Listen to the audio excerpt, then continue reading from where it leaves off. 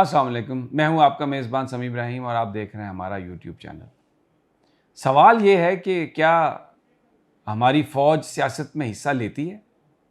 सियासतदानों को जो हुकूमतों में लाते हैं, हुकूमतों से निकालते हैं, क्या ये सब कुछ फ़ौज करती है? हम तो ये समझते हैं कि वोट से लोग हुक्मरान बनते हैं और फिर वोट ही के ज़रिए उनका इक़्तिदार ख़त्म होता है। लेकिन पिछले जो इस हफ़्ते के जो वाक़यात हुए हैं, वो एक अजीबो-गरीब सी उससे फ़िज़ा बनी है।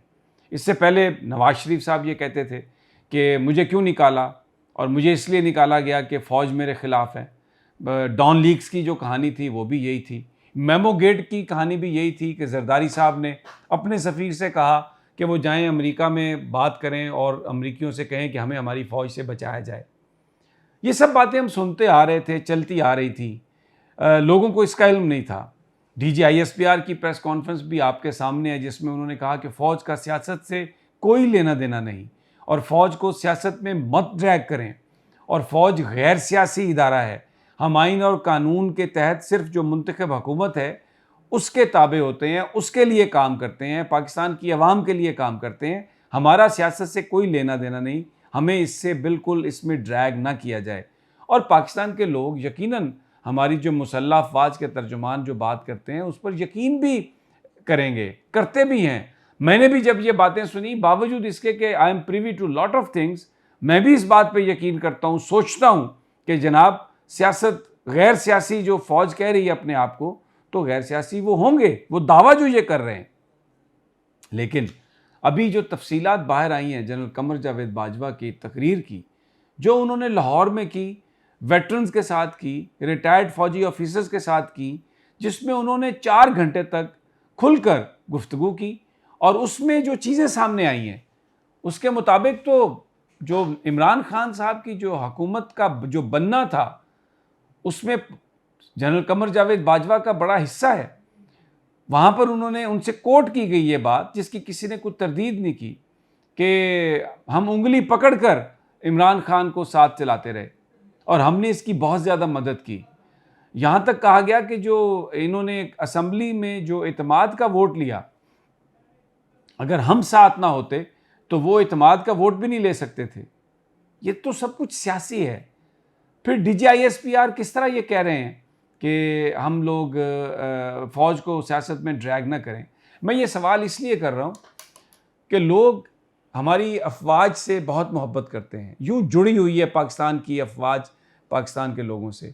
और बजा तौर पर कहा जनरल कमर जावेद बाजवा ने कि पाकिस्तान की फ़ौज की ताकत जो है, असल क़ुव्वत पाकिस्तान के अवाम है और कोई भी फ़ौज किसी भी मुल्क की हिफाजत उस वक्त तक नहीं कर सकती जब तक अवाम के साथ उसका रिश्ता ना हो। तो एक रिश्ता सच का होता है जो उस रिश्ते को मजबूत करता है। अवाम, पाकिस्तान का आइन ये कहता है कि अवाम इंतखाब करके लोगों को चुनेंगे अपने हुक्मरानों के तौर पर। इस बात की कोई गुंजाइश नहीं है पाकिस्तान के आइन में कि पाकिस्तान की अफ़वाज, पाकिस्तान की मुसल्लह अफ़वाज के सरबराह ये फ़ैसला करें और वो सियासत में मुदाखलत करें, इसकी कोई गुंजाइश नहीं है। डीजीआईएसपीआर भी यही कहते हैं। लेकिन वेटरन के साथ गुफ्तगू में जब ये कहें कमर जावेद बाजवा साहब और जिसकी तरदीद भी ना की गई हो, जब वो ये कहें कि जो वज़ीर आला हैं पंजाब के, उसके लिए हमने अलीम ख़ान का नाम लिया और तय हो गई सारी बात और दूसरे दिन जब हम मुलाकात के लिए गए और वहाँ पर पिंडी में फिर अलीम ख़ान को लाहौर से इसीलिए बुला लिया गया, तो वहाँ मीटिंग में किसी ने ये कहा, एक वज़ीर का उन्होंने नाम लेके कहा कि उन्होंने कहा नहीं अभी ये बहुत इस तरह इतनी जल्दी नहीं हो सकता और वज़ीर आज़म उसको बैकआउट कर गए उससे, अलीम ख़ान को वज़ीर आला पंजाब का बनाने से। तो फिर ये चीज़ें, ये तो बिल्कुल पॉलिटिक्स है। ये तो इसका मतलब ये है कि फिर हुकूमत इमरान खान तो नहीं चला रहा था। अगर आप ये भी तय करवाएं कि वज़ीर आला किसको बनाना है और फिर अगर जनरल साहब ये कहते हैं अपनी तकरीर में कि वो बड़ा घुमंडी था, वो बड़ा सोलो फ्लाइट करता है, अपने एमएनएज़ एमपीएस की बात नहीं सुनता और चंद उसके पास लोग हैं जो उसके चमचे टाइप लोग हैं जिनकी वो बात सुनता है। और तो ये तो एक बिल्कुल ही सियासी मामलात में हम समझते हैं कि ये एक बड़ी मुदाखलत है। फिर डीजीआईएसपीआर पर की जो बात है कि फ़ौज को आप इसमें ड्रैग नहीं करें, किस पर आप यकीन करेंगे? पाकिस्तान के लोग पाकिस्तान की फ़ौज पर यकीन करते हैं और हमारे लिए DGISPR की जो गुफ्तगू है वो बहुत अहम है। मैं सहाफ़ी हूँ, मेरी सोच कुछ मुख्तलिफ हो सकती है क्योंकि I am privy to lot of other information also, लेकिन जो आम आदमी सड़क पर चलने वाला है, क्या वो इससे कन्फ्यूजन का शिकार नहीं होगा? किसी ने ये नहीं सोचा कि जब लोगों को आप ये कहते हैं कि हम सियासत में मुलव्वस नहीं हैं, लोग आपकी बात पर यकीन करते हैं और दूसरे दिन ये खबर आए कि हम तो वज़ीर आला भी ये लगवाना चाहते थे और इमरान खान के जो डिमेरिट्स हैं वो ये हैं कि वो MPS की बात नहीं सुनता, MNS की बात नहीं सुनता, हमारे साथ उसने वादा किया अलीम खान को। एक और बात यहाँ पर सवाल होती है कि अलीम खान कौन है? उसका क्या रिश्ता है किसी के साथ? लोग उस पर इल्ज़ाम लगाते हैं, उसको इमरान खान का ATM कहते हैं।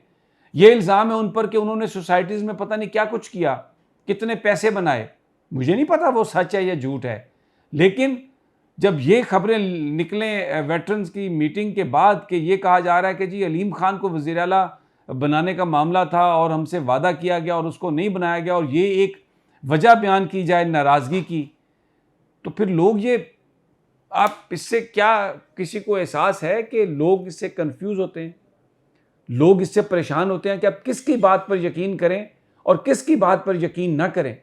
ये वो इश्यूज़ हैं जो पिछले 2-3 दिनों से बहुत ज़्यादा जिन्होंने ज़हनों पर एक बड़ा बड़ा बोझ डाला है। मैं बतौर पाकिस्तानी ये सवाल करता हूँ कि अगर मेरा तर्जमान पाक फ़ौज का ये कह रहा है कि हम सियासत में हिस्सा नहीं ले रहे और फिर जो मेरी फ़ौज का सरबराह है अगर उसके हवाले से ये बयान आ रहे हैं कि वेटरन के साथ गुफ्तगू करते हुए उन्होंने ये बात कही है, तो मैं क्या सोचूंगा कि कौन सच है और कौन झूठ है?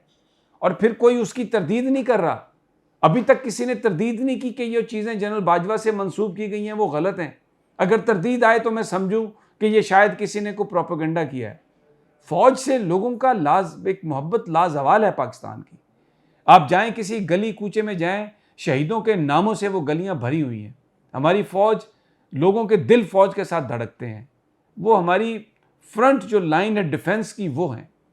लेकिन ये इस तरह का कन्फ्यूजन फैलाना, ये कौन ये इससे आप क्या समझते हैं? मेरा सवाल है कि क्या आप समझते हैं कि ये इससे जहन मुंतशिर नहीं होते? क्या जहनों में इससे सवाल नहीं उठते? कोई इन सवालों के जवाब दे सकता है? और वो जो कन्फ्यूजन है उसका बेनिफिशियरी क्या फिर हमारा दुश्मन नहीं है? खुदा के लिए। और फिर जो बातें आई हैं वेटरन्स की मीटिंग के हवाले से, सोशल मीडिया भर गया उससे, जिसमें कि जी वो सफाइयाँ दे रहे हैं और फिर ये कहना कि मैं रोज़ाना इमरान से अभी भी बात करता हूँ और ये कहना कि उसकी जो पॉपुलैरिटी थी वो पहले 7% थी, अब 27% हो गई है और मैं अभी भी उसे कहता हूँ कि तुम इलेक्शन जीतो तो जीत के आ जाओ तो तुम बन जाओगे। क्या ये पॉलिटिक्स नहीं है? क्या है हकीकत? लोग जानना चाहते हैं।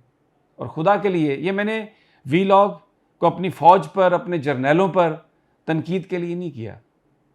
पाकिस्तान के लोग अपनी फ़ौज से बहुत मोहब्बत करते हैं। मैंने ये वीलॉग सिर्फ इसलिए किया है कि ये लोगों के जहनों में एक सवाल है, इस सवाल का जवाब दें। और क्योंकि अगर आप सियासत में मुलव्वस हैं तो ये आइन की खिलाफ वर्जी है, ये एक इंडाइटमेंट है। इजाज़त दीजिए, इंशाअल्लाह फिर मुलाकात होगी। अल्लाह निगहबान।